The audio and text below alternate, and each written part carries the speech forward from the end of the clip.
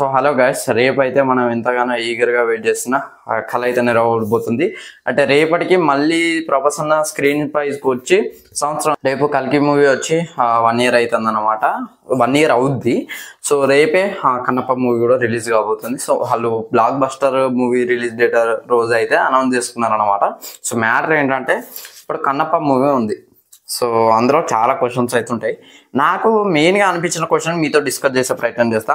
అర్జునుడు కన్నప్పగా మళ్ళీ పుడతాడా? సో దీని గురించి మాట్లాడే ప్రయత్నం అయితే చేస్తాం. మహాభారతంలో చాలా పెద్ద ఘట్టం అంటే కురుక్షేత్ర యుద్ధం. ఆ యుద్ధం ముగిసాక అర్జునుడు ఏమయ్యాడా అనే క్వశ్చన్ అయితే చాలా మందికి వచ్చే ఉంటది. సో దాని గురించి అయితే ఇప్పుడు డిస్కస్ చేస్తా. గాంధారి శాపం తర్వాత శ్రీకృష్ణుడు ద్వారక మునిగిపోతుంది. శ్రీకృష్ణుడు చనిపోతాడు. శ్రీకృష్ణుడు చనిపోయిన తర్వాత అర్జునుడు అంత్యక్రియలు చేస్తాడు. సో తన గుండె ఒక్కటే కొట్టుకోకుండా అట్లా అంటే అది కాలిపోదు అనమాట. అది బ్రహ్మ పదార్థం. సో దాన్ని చెక్క గట్టి పంపిస్తాడు. అది వేరే పూరి కనెక్ట్ అయితే ఇక్కడ అర్జునుడు దాని తర్వాత ఏం చేశాడు అని అంటే తను అడవి ద్వారా వెళ్తూ ఉంటాడు శ్రీకృష్ణుడు భార్యలను తీసుకొని. సో శ్రీకృష్ణుడు భార్యల మీద దాడి అయితే జరుగుతుంది. శ్రీకృష్ణుడు బాలయ్య మీద దొంగలు అయితే పడతారు అనమాట. సో దొంగలు తీసుకుపోవడం, వాళ్ళ మనసులను చంపేయడం కొంతమందిని.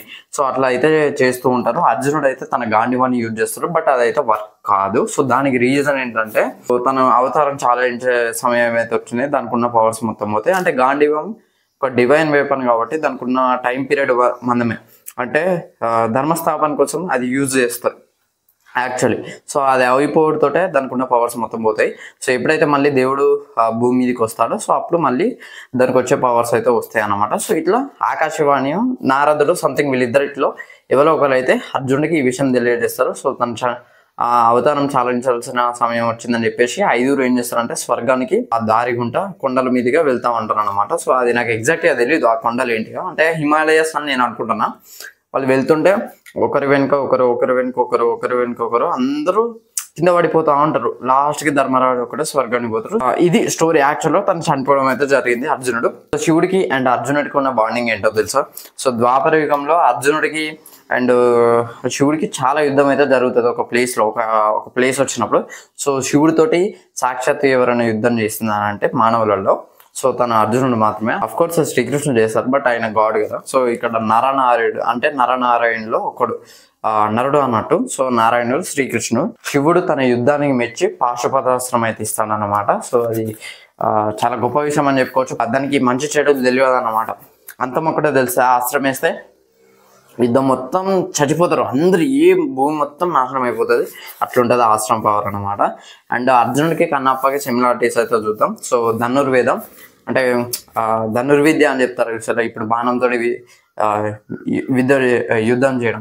సో అర్జునుడికి ఉన్న స్పెషాలిటీ ఏంటంటే తన కళ్ళు మూసుకొనైనా బాణం వేయగలిగే పవర్ ఉంటుంది. ఒకరోజు అన్నం తింటూ ఉంటాడు. అప్పుడే కరెంట్ కాదు కానీ ఆ దీపాలు అయితే ఆరిపోతాయి. సో ఆ అన్నం ఎక్కడ ఉన్నదో తనకైతే తెలుస్తుంది. అట్నే తనకు ఒక క్వశ్చన్ వస్తుంది, బాణం చీకట్లో నేను వేయగలుగుతానా అని చెప్పేసి కళ్ళ గందలు పెట్టుకుని అయితే బాణం వేస్తాను అనమాట. సో 100% సక్సెస్ అవుతుంది. సో ఇంకోటి ఏంటంటే ధనుసు గాంధీవం.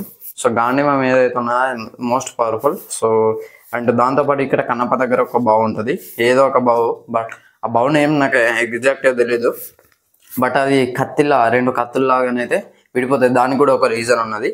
సో అర్జునుడు సభ్యసాచి 2 హ్యాండ్స్కి ఈక్వల్ పవర్ని అయితే ప్రొడ్యూస్ చేయగల వ్యక్తి అనమాట. అంటే ఈ చేత్తో ఎంత పవర్ అయితే తను వాడగలుగుతాడో సో ఈ చేత్తోటి కూడా అంత పవర్ని తను యూజ్ చేయగలుగుతాడు అనమాట. సో ఈక్వల్ పవర్ ఉన్న వ్యక్తి. సో అతనే సవ్యసాచి. మీకు నాగ చైతన్యం మేము ఉంటుంది కదా, చూస్తే అర్థమవుతుంది.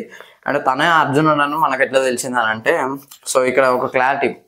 మోహన్ లాల్కి మేబీ నాకు తెలిసి ఇది కరెక్ట్ ఇదే మూవీలో ఉంటుందని చెప్పాను.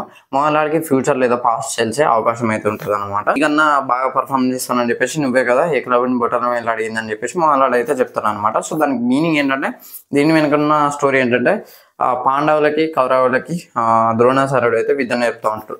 సో అట్నే ఏకలవ్యుడు కూడా వస్తున్నాడు నాకు నేర్పవా అని చెప్పేసి.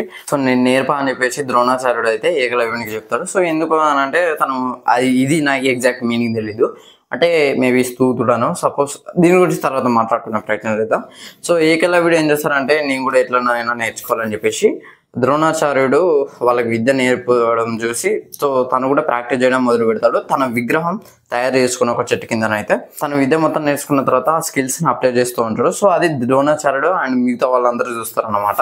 ఇంత బాగా నువ్వు ప్రజెంట్ చేస్తున్నావు, ఎవరు నీకు నేర్పింది అని చెప్పేసి అడుగుతాడు.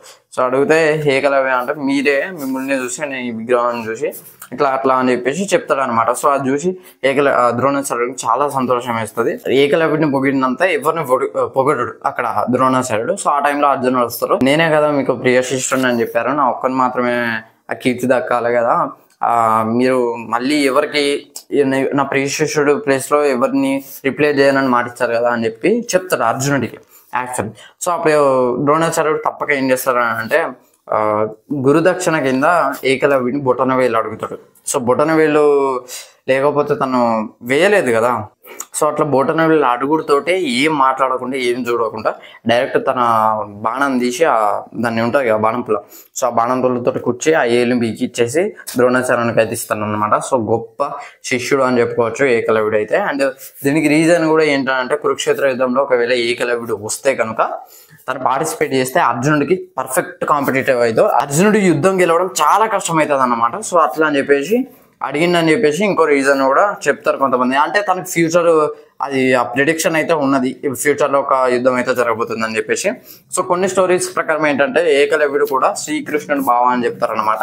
అంటే తన అన్నలు ఎంతోమంది ఉంటారు కదా, ఇప్పుడు శ్రీకృష్ణుడు మమ్మీ వాళ్ళ బ్రదర్స్, సో బ్రదర్స్లో ఒకరి కొడుకు అని చెప్పేసి చెప్తారు. ఇది ఫ్రెండ్స్ ఓవరాల్గా కన్నప్పకి సంబంధించిన ప్రిడిక్షన్ అయితే. నాకు తెలిసి ఖచ్చితంగా అర్జునుడు మళ్ళీ ఎలా పుట్టాడు, మరి శివుడికి బాండింగ్ ఎట్లా అయిందని అంటే పూర్వజన్మలో తన జీవితం అంతా శివుడిని పూజించడం తగ్గిపోయేటచ్చు, మేబీ భక్తి చూపెట్టాలని చెప్పేసి చెప్తున్నారు కాబట్టి ద్వాపర యుగంలో అర్జునుడుకున్న శివుడికి ఎట్లాంటి బాండింగ్ ఉన్నామో మనందరికీ తెలుసు. మరి తనకు భక్తుడిగా పుడతాడు కావచ్చు అని చెప్పేసి తను మళ్ళీ వరం ఇచ్చి ఉండొచ్చు. సో మేబీ ఇంకే క్యారెక్టర్స్ అన్న పుడతారో చూడాలి. సో నేనైతే ఈగర్గా వెయిట్ చేస్తున్నా కన్నప్ప మూవీ కోసం. సో రేపు మాట్లాడుకునే ప్రయత్నం చేద్దాం.